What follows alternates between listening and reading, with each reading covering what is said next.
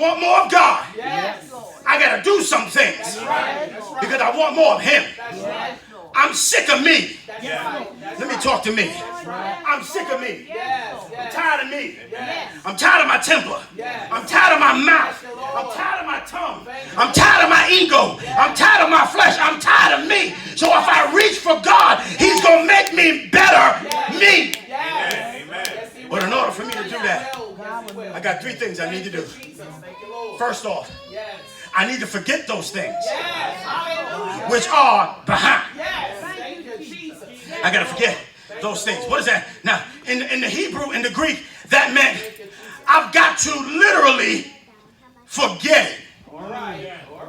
That meant what's behind me is outdated. What behind me is old. What's behind me has run out its expiration date.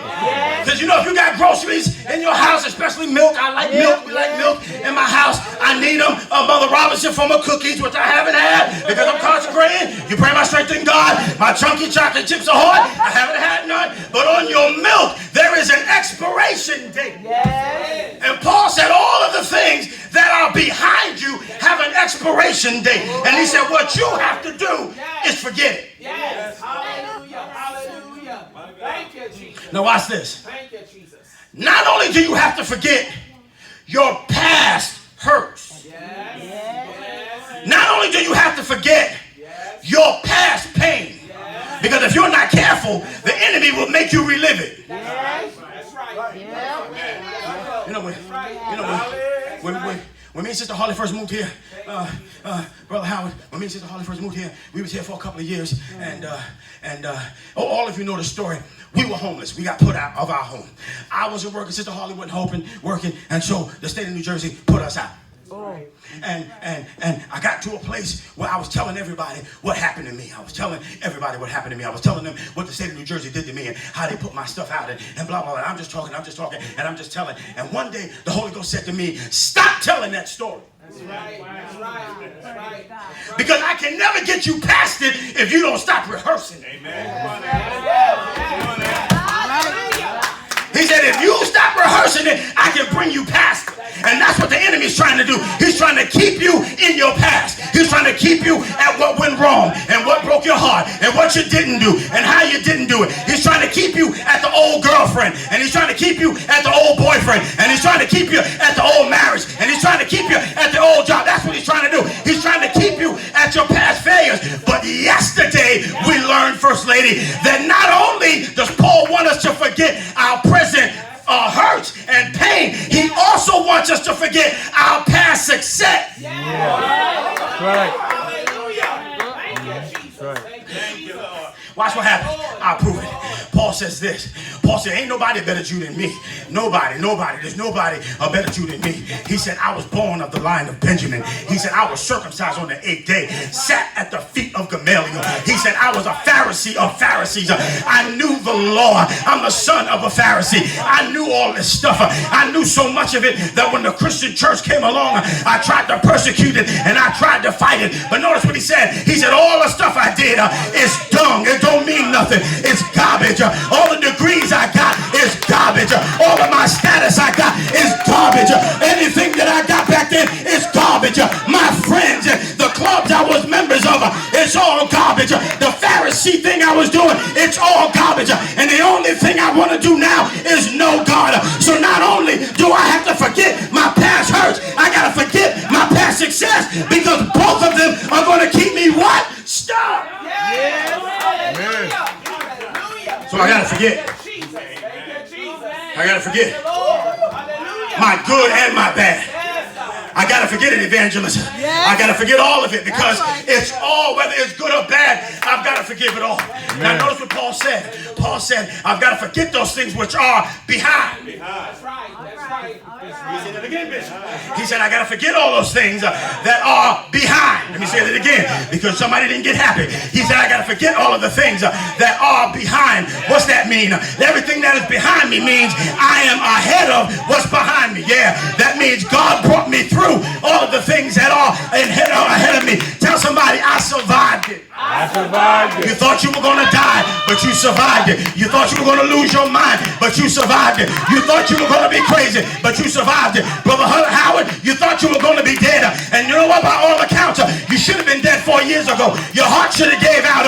Your wife should have been raising kids all by herself, but you survived it. Arlene went to the hospital, and her pressure was sky high, and her heart was bad. She should have been dead 8 years ago, but you're still here because God allowed you to survive it. You just had somebody in the hospital, and they was in there for a long time, and the enemy thought you would lose your mind, but at the end of it, you survived it. Tell somebody, I survived. I survived. I survived. I survived the worst of it. And you know how I survived it? I come to church, and I lift my hand, and I open my mouth, and I tell God all about it. I tell him I love him. I tell him he's wonderful. I tell him he's glorious. I tell him he's marvelous, and he picks up my head. He regulates my mind. He lifts my head up. Tell somebody I survived. I survived. You should have been dead. The cancer should have killed you. The car wreck should have killed you. You should have lost your mind. The divorce should have drove you crazy, but you survived it. Your daughter should have been killed, but you survived it. Your son should have been knocked off, but you survived it. You survived the worst of it. And now when you come into God's house, you do like David said, I enter in with thanksgiving, and I may come in with corporate praise. I'm thankful unto him. Is it all good? No. But I'm thankful unto him. Is it all well? No. But it's thankful unto him. You got money in your pocket? No. But I'm thankful unto him.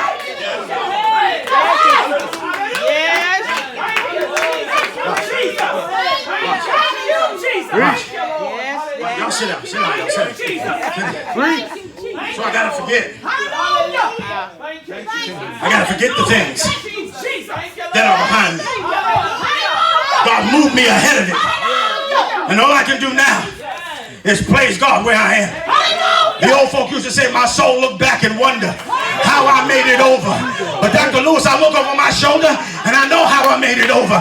If it had not been for the Lord who was on my side, I would have been swallowed up. And now let Israel say, if it had not been for the Lord who was on my side, I would have been consumed. Isn't that what Jeremiah said? He said, it is of the Lord's mercy that I was not consumed, because his compassions fail not. They are new every morning. Great is God's faithfulness unto me. You serve a faithful God. You serve a loving God. You serve a God of loving kindness. And his loving kindness has been better than life. Somebody shout, uh-huh. Uh-huh. Well, so the first thing I got to do is I got to forget. And then he said, I got to reach. Yes. Hallelujah. Hallelujah. Thank you, Jesus. My God. Reaching meant Thank you, Lord. I'm stretching toward it. Yes. Hallelujah. Hallelujah.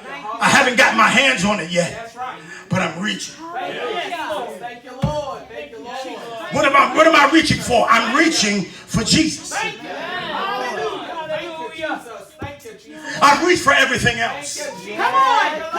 Hallelujah. Oh, my Savior here. I reach for everybody else. I reach for people trying to get them to confirm me and affirm me. I reach for stuff because I thought it would make me popular and make me big and make me important. I reach for other things like money and sex. Yeah, I said it. Sex. We went for money and sex and drugs. But this time I got my head on straight and I'm reaching. I'm reaching. I'm in my comfort zone and I'm reaching. Because sometimes reaching is uncomfortable. Stretching is uncomfortable. I remember when I was in high school and we would go to gym, and before we did anything, we had to get on the floor and stretch. And the purpose of stretching was to stretch the muscle so that when you did something in gym, you didn't pull nothing and you didn't hurt nothing. It's the same thing Paul is saying. Paul says, I'm stretching. I haven't reached it yet, but I'm still stretching. I'm reaching. I'm grabbing. I'm grabbing for the one who grabbed me. My God, he said, I'm using all of my strength to reach out to Jesus. And I don't care what comes by. I'm not going to stop reaching. If I ain't got no money, I'm not going to stop reaching. If you do something to me, I'm not going to stop reaching. If you elevate me, me. I'm not going to stop reaching because God, Jesus is the goal, and I'm not going to stop reaching. Look at somebody and say, reach. Reach. Thank you, Jesus. Thank you, Lord. Thank you, Jesus. Hallelujah. Now, thank you, Lord. Thank you, Jesus. if I'm forgetting the things that are behind, and I'm reaching for the things that are ahead, Thank you, Lord. forgetting his past, and I'm reaching for the goal that's future. That's right. That's right. So what am I doing now? Yes. I'm pressing. Yes. Thank you, Lord. Thank you, Jesus. Thank you, Jesus. Thank you, Jesus. I forgot what was behind me, That's right. and I'm reaching out for what's ahead of me. So what am I doing now? I'm pressing. Yes. Thank you, Lord. I'm pressing. Yes, God. You know, let me say this. I've said this before. You know, the church is the only place where we're pressing. Yes. Thank you, Lord. I'm sure, Bishop, you have people in your church who say stuff like this. Lord, I had to press my way to church today. And I get it. Sometimes it's a press. But hear me, not every time. Amen. That's right. Hallelujah. I go to work every day. I ain't never told the people at my job, woo, I pressed to work today. You talking right. You talking And watch right. this. And watch this. How many of you clubbed when you was unsaved? That's all right. Okay. Watch this. You ain't never said, child, I pressed to this club. Nope. Child, I couldn't tell you what I had to do to get to this club today. You don't say, we didn't say stuff like that when we was in the That's world. right. No. It's only when we come to church that we pressing. That's right. All right. But now watch this. Paul was pressing and he wasn't going nowhere. Jesus, thank you, Lord. Thank you, Jesus. Thank you, Jesus. Thank you, Jesus. Paul said, I'm pressing in prison. All right. Thank you, Lord. I can't move right now All right. because they got me on lockdown. All right. But even though my body is on lockdown, Yes. my spirit is pressing. Two. Watch. That word in the Hebrew meant to chase. All right. Thank you, Jesus. It meant, Pastor, to run after an enemy. All right. Thank you, Lord. Thank you, Jesus. Paul said, I'm in jail Yes. and I'm between two guards. That's right. And I'm in a hole in the ground or a hole in the wall. That's right. I don't have a lot of light. I don't have a lot of ventilation. But I'm pressing. Yes. Thank you, Lord. I'm chasing Jesus. Yes. Thank you, Jesus. Thank you, Jesus. Glory. Thank you, Jesus.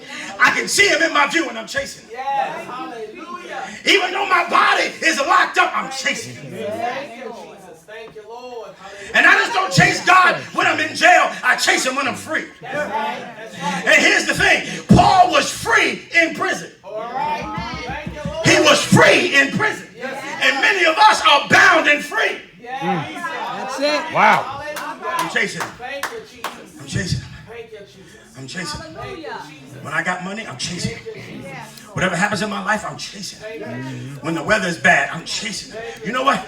You can always tell what a real runner looks like. That's right. That's right. That's right. I live in Highland Park, and people run. And I can always tell who the real runners are. Because sometimes I'm in the car, and we go by them in the street. And I tell my daughter, see that man right there? That's a real runner.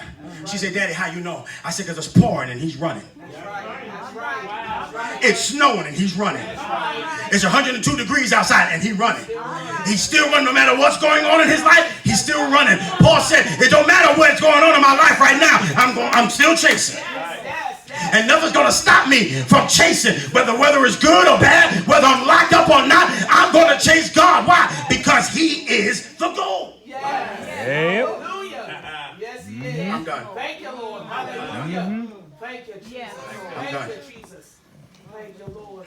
He said, I'm chasing after the mark Thank you, Jesus. for the prize. Yes. Thank you, Lord. He said, I'm running with all my strength. Thank you, Jesus. I'm moving with all my strength. Thank you, Lord. And I'm looking at the mark. Thank you, Lord. Because the mark allows me to run straight. He says, I see the goal at the end. And the mark keeps me running straight. So what I do, Dr. Lewis, is when I turn the corner and I see the mark, I keep my eyes on the mark. I don't look that way. I don't look that way. I keep my eyes on the mark. And I run toward the mark. And the mark keeps me running straight. I don't run into nobody else's lane. Because my eyes are on the mark. Look at somebody and tell them, stay in your lane. Stay in your lane. Stay in your lane. Stop running over into my lane. Stay in your lane. Stay in your lane. See, the reason why you in my lane is because you're not watching the mark. You're looking this way and you're looking that way and you're looking behind you. You've got to look at the mark. So Paul said, I'm running toward the mark. I see the mark coming and I'm coming and I'm running toward the mark, because once I get past the mark, then I'm going to get the prize. I'm going to get the mark. I'm going to march the mark and then I'm going to get the prize. I'm going to keep my eyes on the mark and the mark is going to get me to the prize. Now here's what blew my mind. I'm running toward the mark. Jesus is the goal. I'm running toward the mark and Jesus is the goal. Jesus is the goal and I'm running toward the mark. Watch this. The mark is Jesus. Right. Because Jesus keeps me running straight. And when things happen in my life, I don't run that way and I don't run this way. I run to God. When things in my life aren't well, I don't run that way and I don't run this way. I run to God. When things are not going like well in my life, I don't get on Facebook. I don't get on Instagram. I don't get on Twitter. I don't get on social media. I run to God. When things aren't going well with me, I don't pick up the phone and start calling friends and prayer partners. I run toward the mark. I run toward the mark because Jesus is the mark and he keeps me running straight. But not only is Jesus the mark, Jesus is the prize. God help me. He's the prize that I'm looking for. So I keep my eye on Jesus and he keeps me running straight. And when I get to the end, when I cross the finish line, Jesus is the prize. I told you in the beginning of the message that Jesus is the goal. So Jesus is the goal, Jesus is the mark, Jesus is the prize, and I'm all running after Jesus. Tell somebody, I'm just running after Jesus.